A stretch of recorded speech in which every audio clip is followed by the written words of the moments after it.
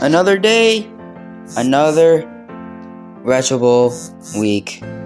This time we have week 1 of the NFL 2023 season. We've moved past the 2022 season.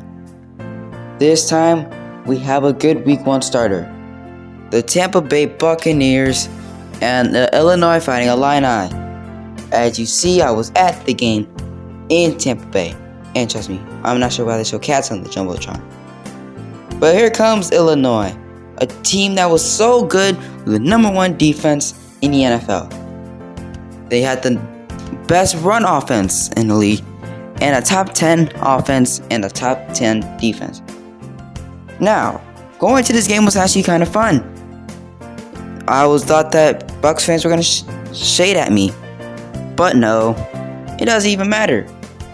Now let's get this game started. We have a good one, Cincy and Tampa Bay. Now, unexpectedly coming into this game, the Bucks had a big, how do you say it? Oh yeah, that's right, favorite. They were favored by 10 points in this game against a good defense of Illinois and a good running game from Illinois. Illinois is 10-point underdogs. Well, that didn't show it there. Illinois played good. Remember, I watched these games. Illinois played good. They played like the normal Illini game. Played good offense, great defense, maybe a little sluggish parts, but like some sluggish times in the game, but it happens. It happens. Tampa Bay looked like a team that had Jameis Winston back. Obviously, it was not a good day for Tampa Bay. Now, Tampa Bay did get off to a good 7-0 start, but then everything went downhill. Illinois just knew that this was a game they had to win. Too bad that the game had to get shift from Tampa Bay to Illinois because of the rain. As you know, Florida had a pretty bad rain thing coming up. So, some games in Florida had to be taken down. Well, not taken down, but moved.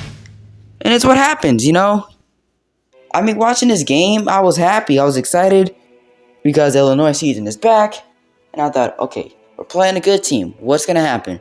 Are we going to have a good game or a terrible game? We had a better game than I thought. I knew it was going to be a close game. Well, kind of, I'd say. It was a pretty decent game. It was a game that everyone knew that this was going to be the game of the week. Yeah, it was not going to be that at all.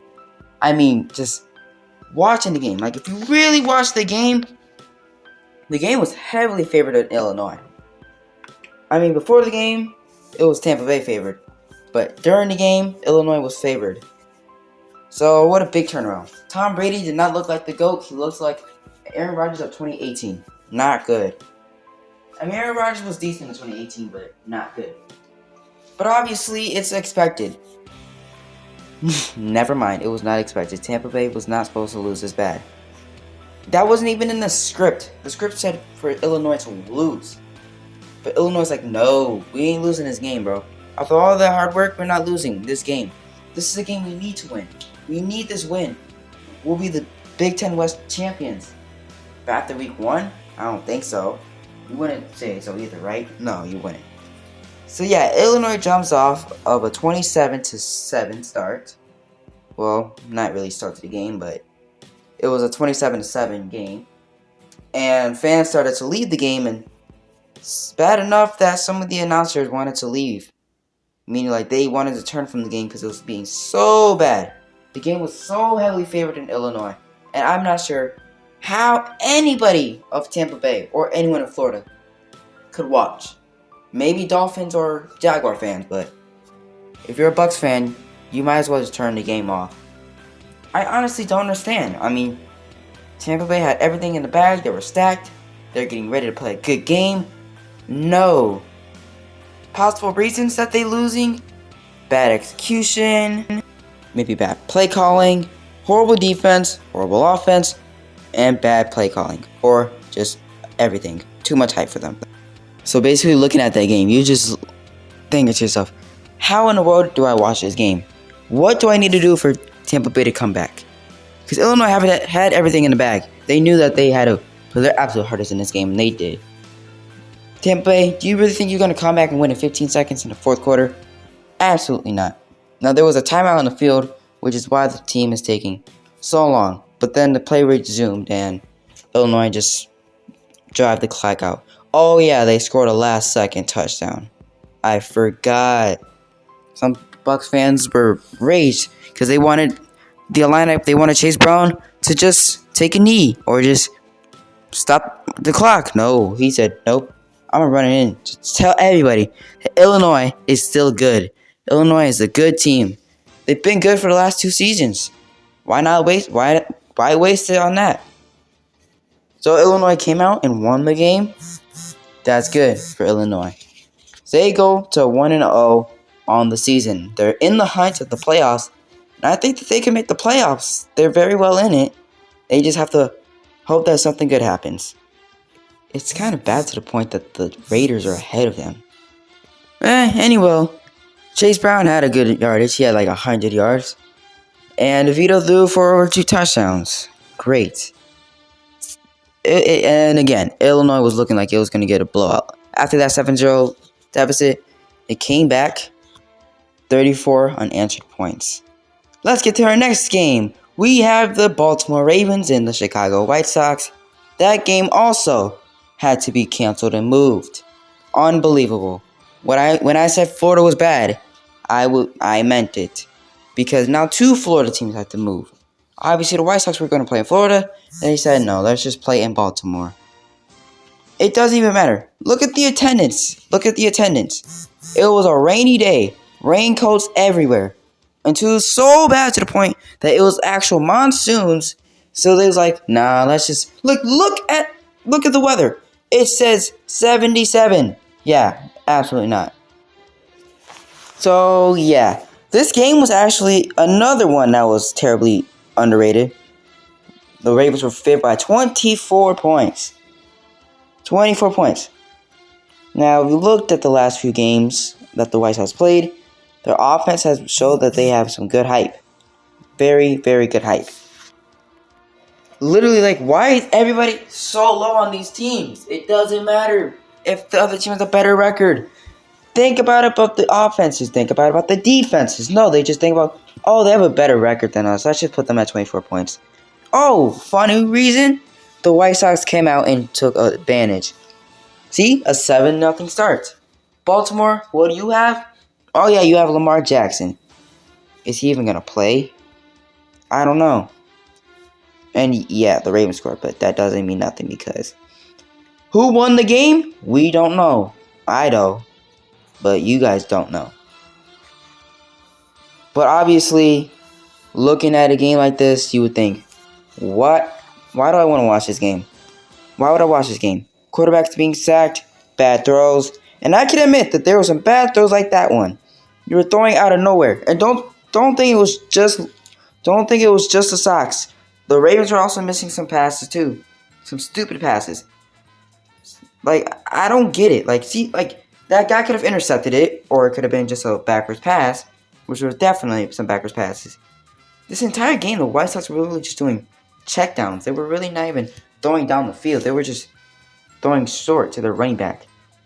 I mean, if it works, then it works, but also try something new, I guess, because you never know unless you try something new.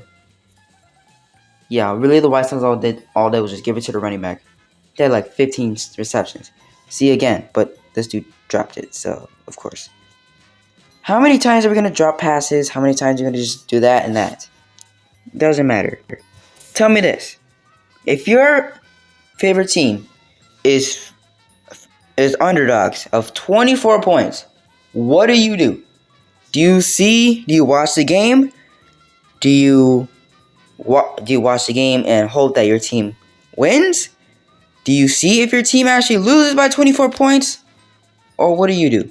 What I would do, I would watch the game because anything is possible. So you never know if your team would actually score or lose by 25 points. Now, if your team did, then you have every right to turn from the game because there is no coming back. But if your favorite team is favored by 24 points, you definitely would want to watch the game because who would not want to be favored? I mean, unless you're the Bears then, because the Bears are never really favored unless it's terrible teams. I am literally drawing. Don't worry about what I'm doing. But think about it. What are you gonna do? As what in God's name would you do if you were favored by 24 points?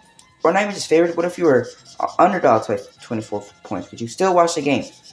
I still would, just in case our team wins.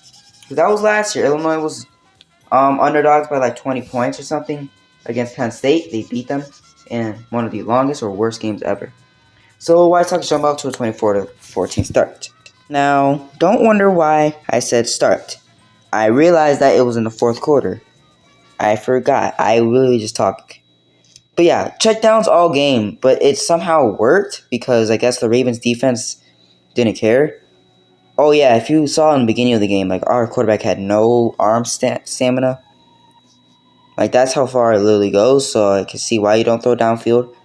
But checkdowns and checkdowns and checkdowns, that's really all the quarterback did. And I mean, it works. I mean, if you want to do checkdowns all game and the other team still doesn't know that you're doing checkdowns, then be my guest. Because if you're doing the same play over and over again, then eventually the other team will eventually know that you're doing the same play. And they're going to do something else to tackle your running back. Or whoever you're going to give the ball to. But it doesn't matter. Sox won 30-14. They go to 1-0. They're the 4th seed behind Illinois. Now, performance is amazing. What is expected in this game? What was expected? Terrible teams. Now we got a good game. Maybe. A potential tank ball? The Colts taking on the Falcons. Now, I don't remember the last time these two teams played. Like, I actually seriously don't remember these two teams playing. Now, this will be a good game. A fun one, too. I think the Falcons could come out and win this game. If they come out and lose this game, then the Falcons really can't do nothing right. If they win, then that'll be actually really good.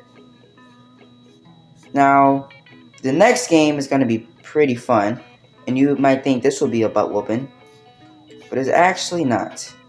But we're not going to talk about this. Okay, let's just get straight to the case. Get straight to the case. Falcons did not play good. I mean, they lost by 10, but just looking at this game, it's just not fun. It's not fun. Like, this was just like a 2020 Bears offense. It was just terrible. Absolutely terrible. Like, the run... Okay, yeah, good. The running back was actually able to get loose. Only a few times, though. Like, barely any plays, the running back got loose. That's how bad your offense could be. If you can't get more than 5 yards of play, what can you expect from your team? Your team's offenses are expected to be the best.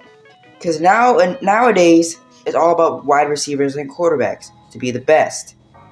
And the Falcons don't have that. Marcus Mariota is playing as somehow good. Because I thought he was going to suck in Atlanta. He's actually doing better. And the Falcons have Patterson. Thanks for taking Patterson from the Bears. From us. Fools. But Falcons were sluggish in the first half. Allowing 14 points. Throwing stupid passes. Allowing stupid penalties. Stupid touchdowns. It was just unbelievably bad. And now Falcons fans are wondering, is the second half going to be better? Will it be worse? And to answer your question, it got better than the first half. See, you scored a touchdown before halftime. Not like right before halftime. I mean, you guys still had a minute. But y'all scored before half, which is good. So now you guys can stop complaining about you guys losing these games. You're back in the game. And now you're not getting shut out. I mean, you're down by 10 points because y'all defense sold. But they did only allow a field goal. So the Falcons tried something new. Almost get sacked. But now you got to call a timeout. What in the world are y'all going to do?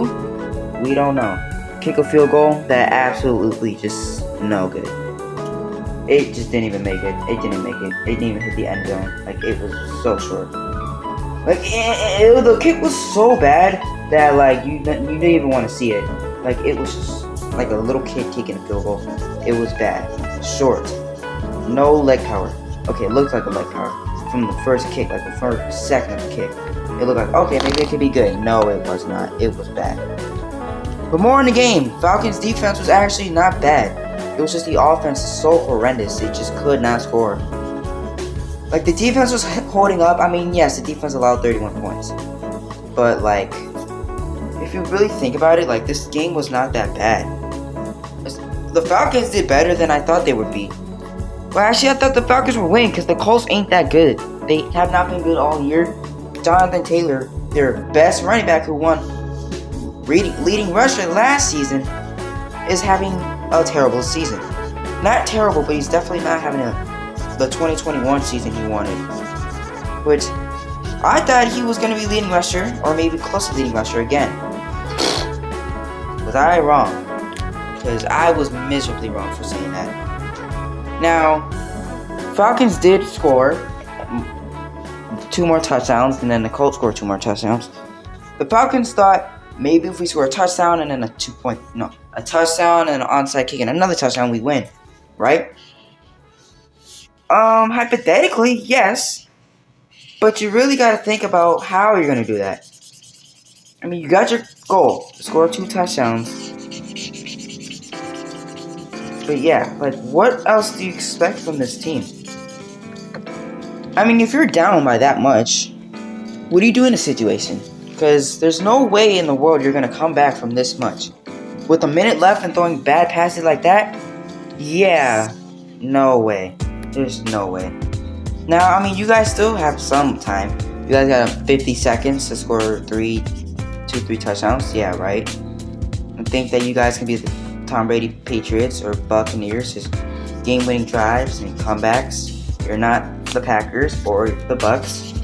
And the reason why I only said Bucks because the Bucks came back and beat the Saints yesterday. I didn't watch the game, but I watched the highlights of the game. But the Saints are not good. Saints have not been good since Breeze left, and you see why. Saints really miss Breeze. So overall, Falcons allowed a last-second Hail Mary touchdown and ended their game, which really puts the nail in the coffin for that game. I mean, be real. Do you really think that the Falcons would have won that game? After how they played, you wish they would have won that game. Next up, we have America's Game of the Week on CBS, the Chargers and the Cowboys. Now, for some reason, this game was in LA, but as always, Chargers have away fans. A little too much. And every seat in that standings was white. So basically, the game was basically just put in Dallas. They just said, since the Chargers have so many away fans, let's just put the game in Dallas. So yeah. Now the Chargers did play good though. They played their butts off. They played as hard as they could. They played as good as they was trying to. I mean, it wasn't fully enough to win the game, but it was good enough to... Wait, did they win? I think they did. Either way, Chargers played good. Herbert was looking like Herbert himself, and the Chargers offense was explosive, which I think the Chargers have the best offense out of everybody in this Retro Bowl league right here. Chargers have to have the best offense. How do you not say they don't? I mean, you could say, no, the Bears do. Bears have probably the third or second best offense.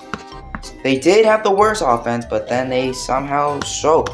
Okay, they just got struck by lightning, and then now all of a sudden have a good defense and good offense, I would suppose. But the Chargers also did good. Austin Eckler being Eckler. Chargers are being normal Chargers in a football game. Good, but then they sell. Because that's what literally happens every single game. They just don't stop selling. Now, he missed a field goal. I don't know who the Chargers kicker is, which I really don't care, because you missed a field goal. But the Chargers played amazing. Now, you gotta admit, the Cowboys are a very good team. It's kind of hard to beat the Cowboys unless you're extremely lucky, because a lot of teams could not beat the Cowboys this year. I mean, if you think about it, the Cowboys are good. They're easily beatable. Any team is beatable. even like the Bills, the Eagles, the Chiefs or Cowboys, they're very easily beatable.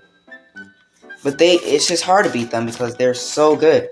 They have just good coaches, good play calling, good defense, offense, doesn't matter. It's just something of that one team that's so good that wins them the game. And I guess the Chargers in this game was the offense, which offense was looking pretty sharp. Defense was looking sharp too. Khalil Mack, who showing he's good. Again, I miss Mack. They got Derwin James, who show that he is still Derwin James.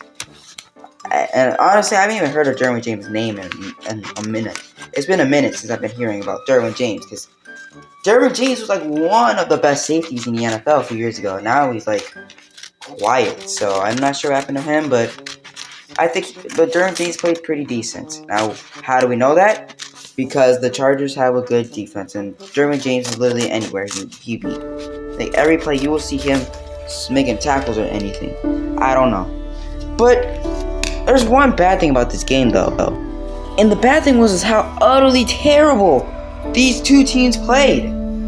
I know I said these two teams' offenses played good, but looking at the score compared to how the game was, you would think this game would be a terrible game.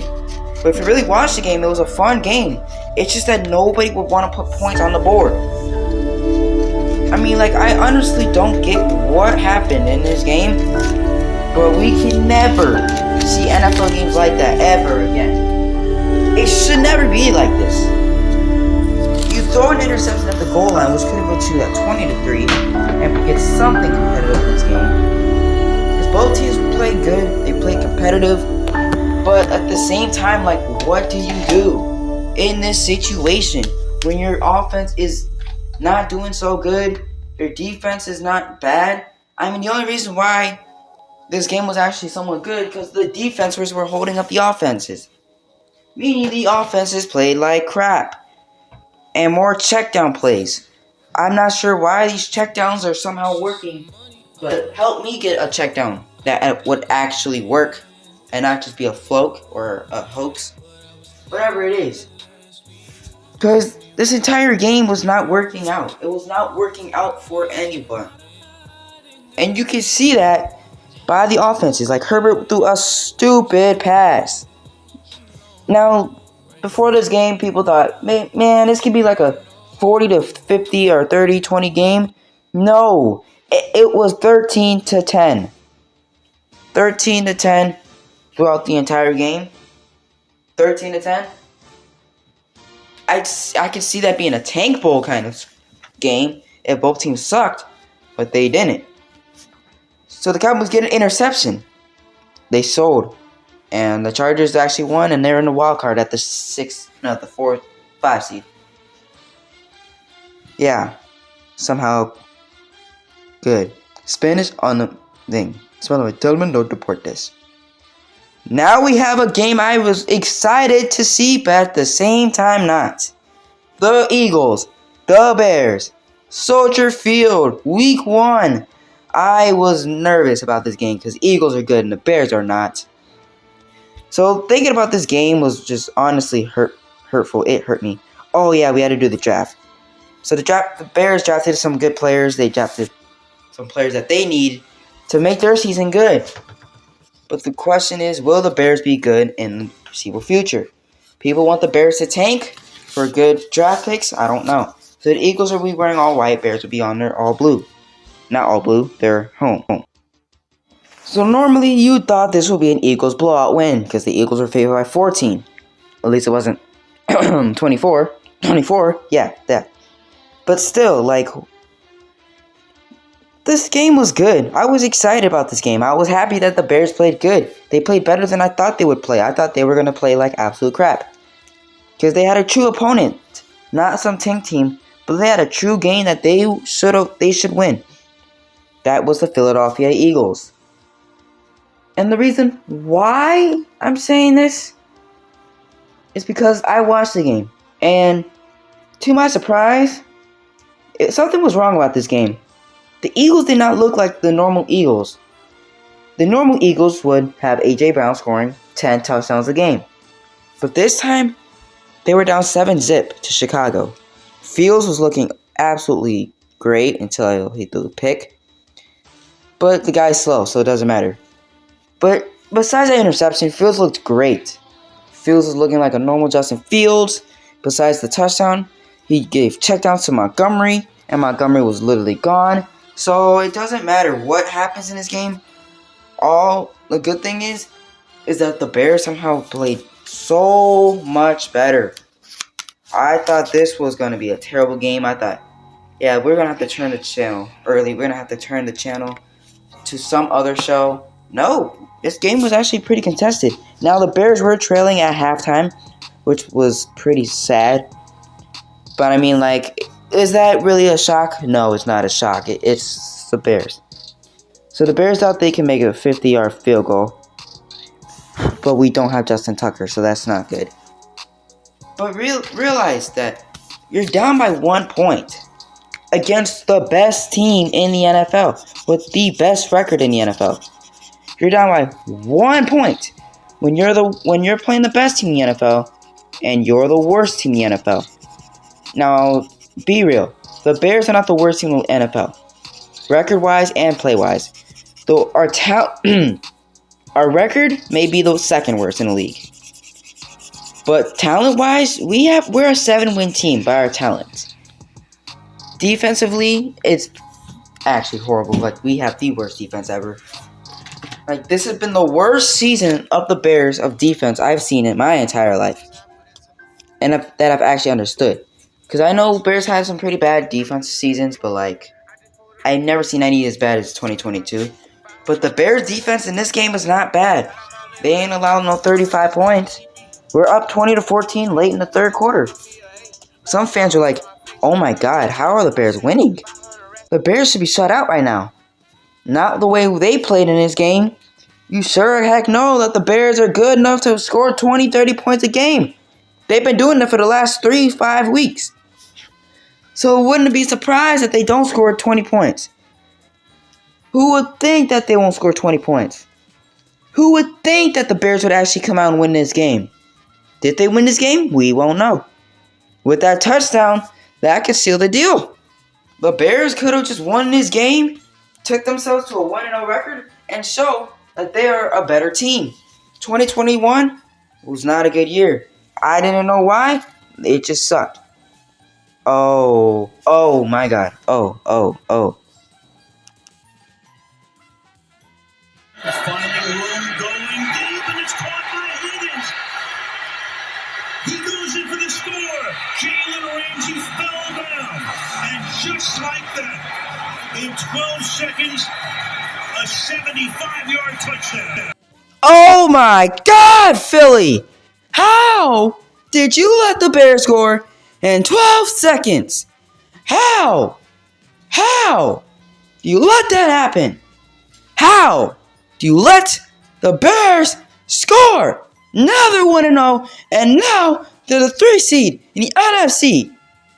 How do you let that happen? Every team won besides the Falcons. Everyone played good, and that's all we need for week 1. Go to week 2 next week.